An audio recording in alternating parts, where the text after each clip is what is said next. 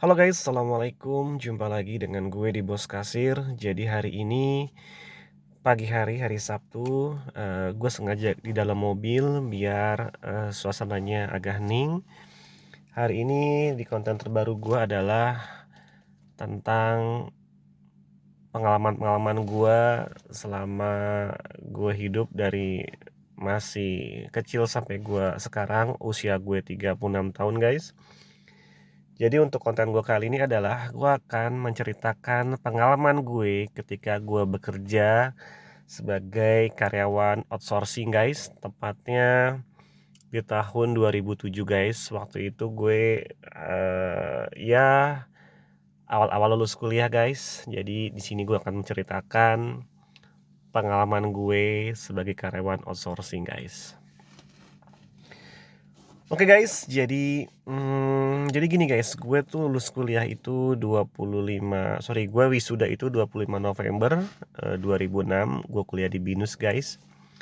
Jadi waktu itu yang namanya orang baru lulus kuliah itu masih punya sikap idealis. Jadi gue pengen kerja yang sesuai sama background gue gitu ya, sesuai sama jurusan gue, sesuai sama apa yang gue pelajarin di sekolah atau di kampus. Tapi kenyataannya bahwa itu susah banget guys. Dan lu bayangin, sebenarnya gue tuh lulus sidang itu tanggal 31 Juni.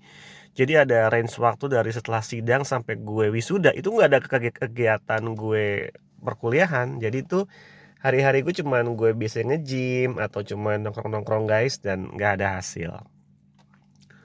Setelah gue wisuda, akhirnya gue sah secara hukum menjadi seorang pengangguran. Oke guys, ya gue coba ngelamar-lamar tapi bener-bener nggak ada yang dipanggil guys. Lu bayangin gue dari November kerja nganggur, dan di situ banyak banget bullying buat gue, bully yang ditujukan ke gue dari teman-teman gue yang sudah pada kerja atau kepada teman-teman gue yang belum lulus kuliah, sehingga mereka mengatakan bahwa status mereka mahasiswa sedangkan status gue pengangguran. Oke guys, gue ngelamar sana sini dan lain-lain. At least the moment has come. The informasi dari teman gue ada lowongan di salah satu perusahaan, tepatnya di Gatot Subroto guys, di Menara Jam Sostek. Oke, itu bulan Maret guys. Jadi gue ikut tes. Jadi itu tesnya itu satu hari itu misalnya let's say dari 100 orang, nanti ada tes, nanti tinggal disaring tinggal berapa orang, tinggal 50.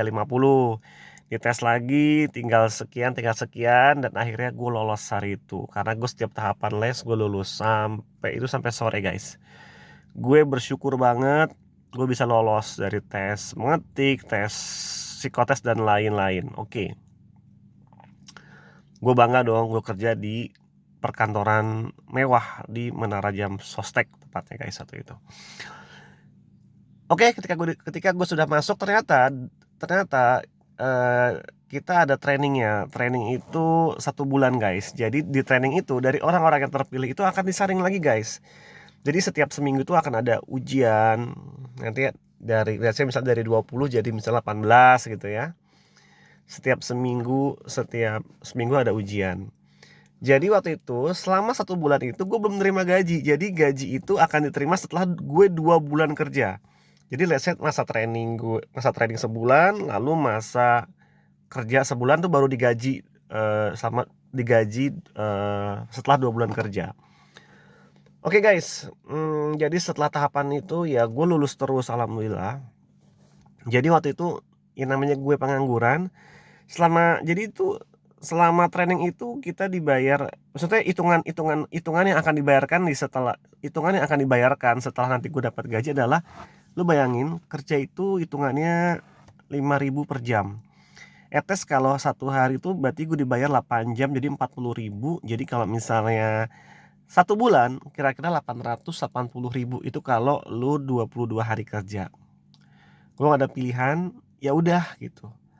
Dan ternyata guys, ternyata ya statusku tuh jadi gini, gue karyawan di PT yang gue tes itu, tapi gue gue dipekerjakan untuk kantor lain waktu itu. Jadi status gue itu ya namanya outsourcing guys. Oke, gue tanya-tanya sama teman-teman. Ternyata ketika gue sudah selesai training, bayaran gue naik. Jadi bukan lagi 5.000 per jam, tapi 6.250 per jam.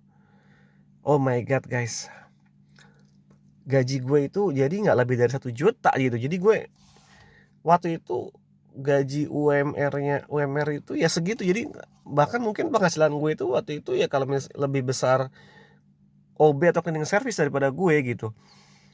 Oh my god, ini gimana gini? Secara ongkos gue, biaya makan gue tuh ke kantor itu juga nggak nutup gitu loh. Jadi oh ya guys, gue lupa, posisi gue itu adalah call center guys, call center inbound ya, call center inbound.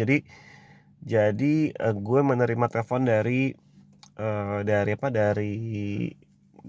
customer gitu ya.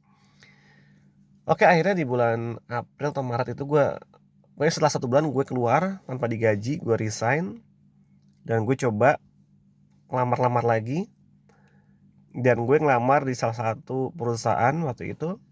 Jadi gini guys, kalau kita baru lulus kuliah itu susah banget untuk jadi karyawan tetap. Jadi kita mau nggak mau ya, no option untuk sebagian, maksudnya nggak semua, tapi untuk batu loncatan emang kita mau nggak mau jadi karyawan outsourcing.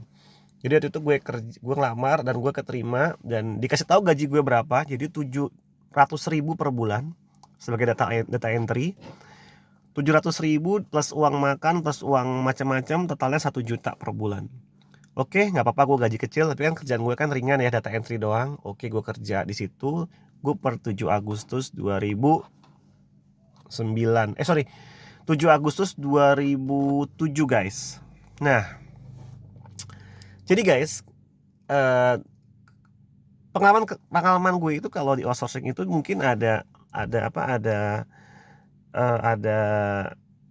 status kita berbeda.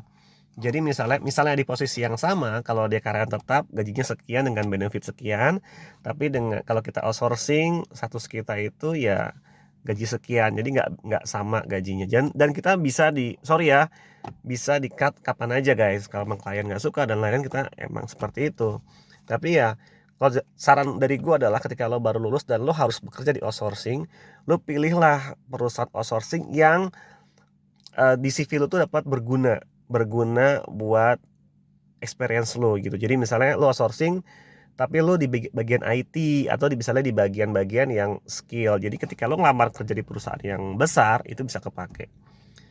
Dan gue setelah dan pengalaman gue sebagai karyawan outsourcing itu berguna banget buat gue. Jadi di tahun 2008-an gue udah bekerja di perusahaan e-commerce sebagai karyawan tetap. Lalu di tahun berikutnya gue pindah ke oil and gas di tahun 2009.